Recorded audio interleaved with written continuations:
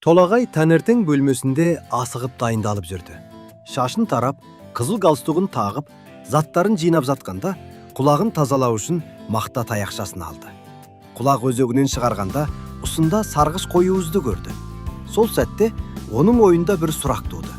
Неге құлақта құлық пайда болады?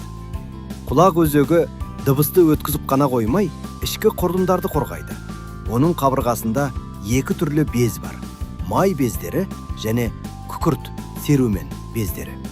Осы бездердің бөлінгілері араласып, серумен, яғни құлық түзіледі. Құлықтың құрамында май қышқылдары, липидтер және микробтарға қарсы табиғи заттар бар. Ол шаңды, тозаңды, саңырау құлақ спораларын және ұсақ бөлшектерді ұстап қалып, олардың дабыл жарғағына жетуіне жол бермейді. Сонымен қатар құлық әлсіз қышқыл орта қалыптастырып, бактериялар мен саңырау құлақтардың көбеюін тежейді. Ол ылғалды реттеп, құлақ өзегін шамадан тыс суланудан қорғайды және температураның күрт өзгерісінен сақтайды. Құлақта өзін-өзі тазалау механизмі бар. Өзек терісі баяу сыртқа қарай жылжиды.